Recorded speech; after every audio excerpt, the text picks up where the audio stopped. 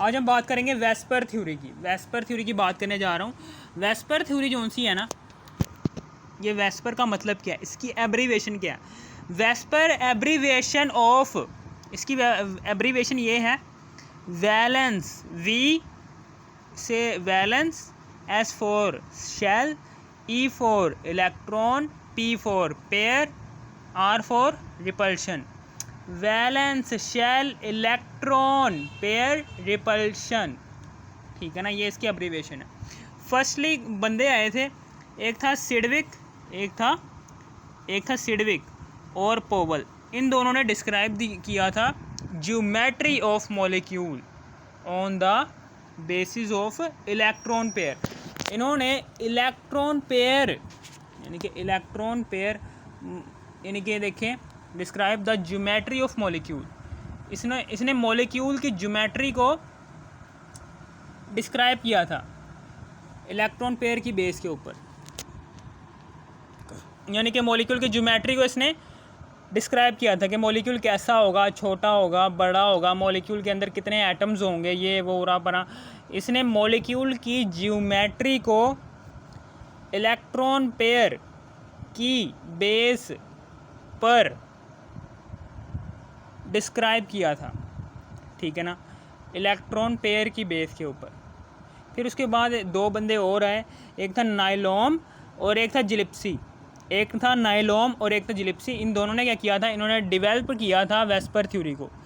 ये जो सी थ्योरी आप पढ़ने जा रहे हैं ना, इस थ्योरी को इन दो बंदों ने डिस्क्राइब किया था। ठीक है ना। अब यहाँ पर देखो, यहाँ पर सबसे पहले अब हम बात करने जा रहे हैं। ठीक है ना, यहाँ पर अब हम सबसे पहले बात करने जा रहे हैं इसकी कि NH3 है, ये NH3 का मॉलिक्यूल है। इस NH3 मॉलिक्यूल के अंदर दरमियान में करके एक नाइट्रोजन का एटम है। ये दरमियान में एक नाइट्रोजन का एटम है इस तरीके से।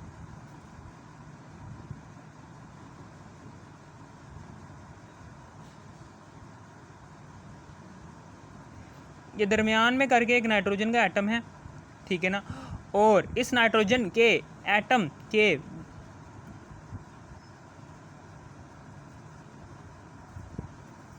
यहाँ पर करके न्यूक्लियस है। ये नाइट्रोजन का एटम है। नाइट्रोजन एटम के वैलेंस शेल के अंदर 5 इलेक्ट्रॉन होते हैं, 2 इधर, 1 इधर, 1 2 3 और यहाँ पर ये 2। ठीक है ना, यहाँ पर अब हम ये हाइड्रोजन जो है ना, ये हाइड्रोजन, इस हाइड्रोजन के 3 एटम्स हैं।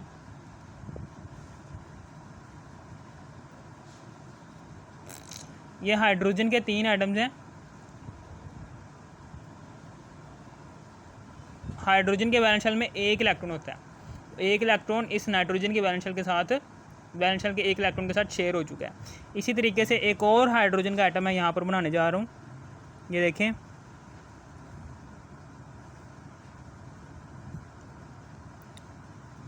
यहाँ पर भी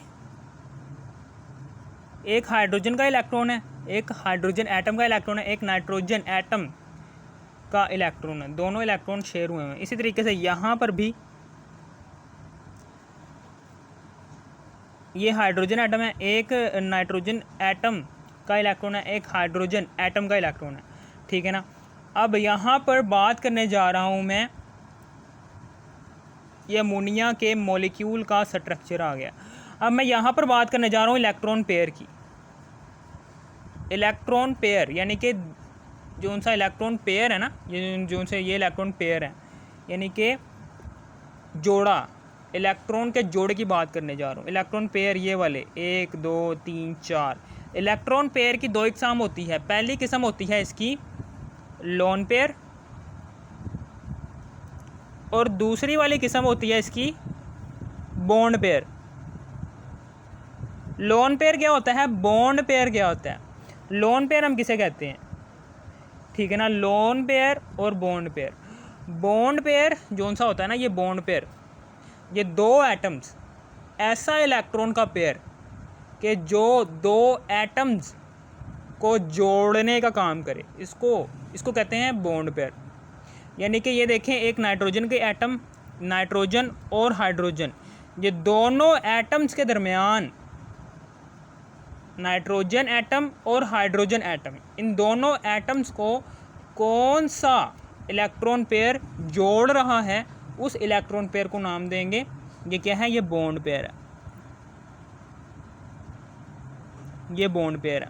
इसी तरीके से ये भी बॉन्ड पेयर है, इसी तरीके से ये भी बॉन्ड पेयर। ऐसा इलेक्ट्रॉन का पेयर कि जो दो एटम्स को आपस में जोड़ने का काम करता है, उसको हम कहते हैं बॉन्ड पेयर।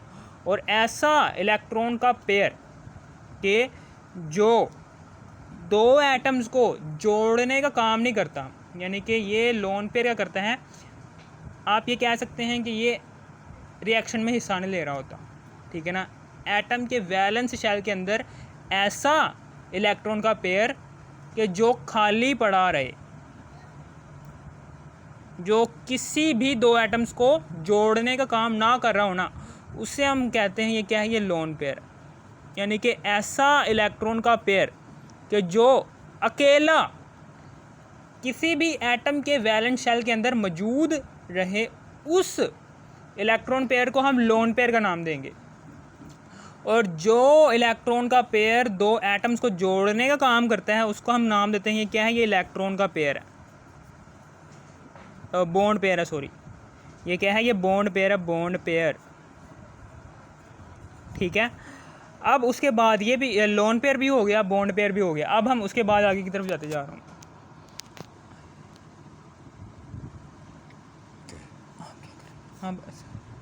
आप अलग रहें, वो बच्चे को जीने ही नहीं देते, वो बच्चे को आते जाते कुछ ना कुछ, क्या मदद तो ऐसे भी किसी ने करनी नहीं। अब यहाँ पर क्या करेंगे, यहाँ पर बेसिक अजम्पशन करनी है हमने, यानी कि हमें ये भी पता चल गया है कि इलेक्ट्रॉन पेयर के अंदर बॉन्ड पेयर क्या होता है, लोन पेयर क्या होता है। इलेक्ट्रॉन पेयर के अंदर बॉन्ड पेयर क्या होता है, लोन पेयर क्या होता है। अब हम बेसिक अजम्पशन, यानी कि इस वेस्पर थ्योरी की जो उनकी बेसिक डिमांड है वो क्या है, बेसिक अजम्पशन क्या है। सबसे पहले इसकी डिमांड है कि the valence electron pair lone pair, the valence electron pair, valence electron pair, electron pair दो तरह के होते हैं, lone pair as well as bond pair.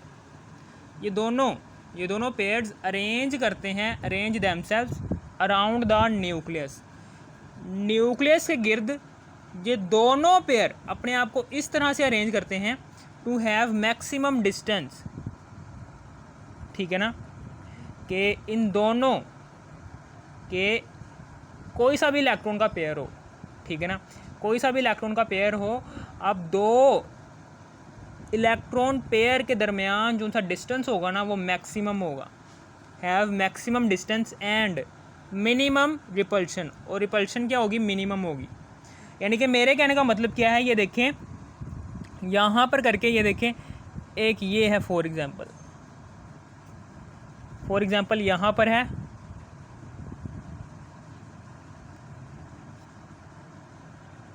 ये एक एटम है, यहाँ पर करके एक लोन पेयर है और एक यहाँ पर करके लोन पेयर है, ठीक है ना। और फिर उसके बाद एक और एटम ले लिया मैंने, यहाँ पर करके एक लोन पेयर है, ठीक है ना, ये देखें,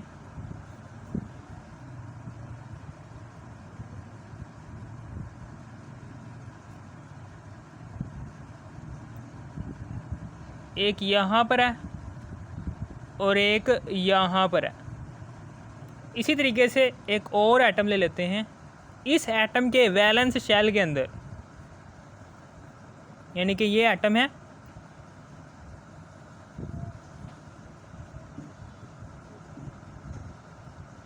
ये एटम है, ठीक है ना, ये एटम है, ये न्यूक्लियस है इसका, ठीक है ना। यहाँ पर करके एक इलेक्ट्रॉन का पेयर है और बिल्कुल ठीक इसके सामने एक और इलेक्ट्रॉन का पेयर है। लोन पेयर जो सा होता है ना, ये लोन पेयर, ये देखें इन दोनों लोन पेयर इलेक्ट्रॉन पेयर के दरमियान यहाँ पर डिस्टेंस क्या है, स्मॉल है, और यहाँ पर क्या है, डिस्टेंस बहुत ज़्यादा है। इसी तरीके से यहाँ पर भी यही है, ये थोड़ा सा स्मॉल डिस्टेंस है, ये थोड़ा सा बड़ा डिस्टेंस है, ये स्मॉल है और ये बिग डिस्टेंस है। लेकिन यहाँ पर ऐसा नहीं है, यहाँ पर इस साइड पर भी इलेक्ट्रॉन, यहाँ पर भी मैक्सिमम डिस्टेंस है लोन पेयर के दरमियान, इलेक्ट्रॉन पेयर के दरमियान यहाँ पर भी मैक्सिमम डिस्टेंस है। और फिर उसके बाद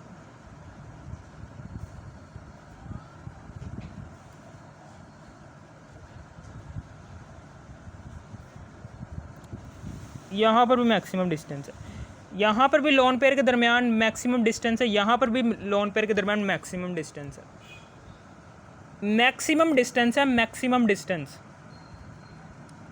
ठीक है ना। ये ठीक है ना, यहाँ पर ये दो लोन पेयर के दरमियान मैक्सिमम डिस्टेंस ऊपर भी है, मैक्सिमम डिस्टेंस, जितना लोन पेयर के दरमियान डिस्टेंस ऊपर से और नीचे से दोनों से ही, यानी कि जितना लोन पेयर जो सा है, ये लोन पेयर जो सा, ये दो लोन पेयर हैं, इन दोनों लोन पेयर के दरमियान फासला ऊपर से भी सेम आ रहा है, नीचे से भी सेम आ रहा है, यानी कि मैक्सिमम डिस्टेंस है दोनों साइडों से, जिसकी वजह से यहाँ पर इन दो लोन पेयर्स के दरमियान रिपल्शन क्या हो जाएगी, मिनिमम हो जाएगी। रिपल्शन क्या हो जाएगी, मिनिमम, बहुत ही मिनिमम हो जाएगी, छोटी, यानी कि रिपल्शन होगी, यहाँ पर भी रिपल्शन होगी लेकिन बहुत ही कम होगी।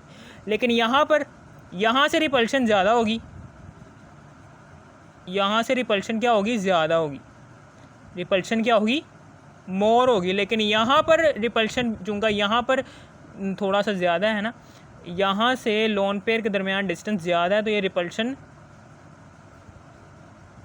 यहाँ पर मिनिमम हो जाएगी क्योंकि डिस्टेंस ज़्यादा है ना यहाँ पर। इसी तरीके से यहाँ पर डिस्टेंस ज़्यादा है इन दो लोन पेयर्स के दरमियान, तो यहाँ पर भी रिपल्शन क्या हो जाएगी, मोर हो जाएगी। रिपल्शन यहाँ पर मिनिमम है, यहाँ पर रिपल्शन मिनिमम है, यहाँ पर रिपल्शन ज़्यादा है,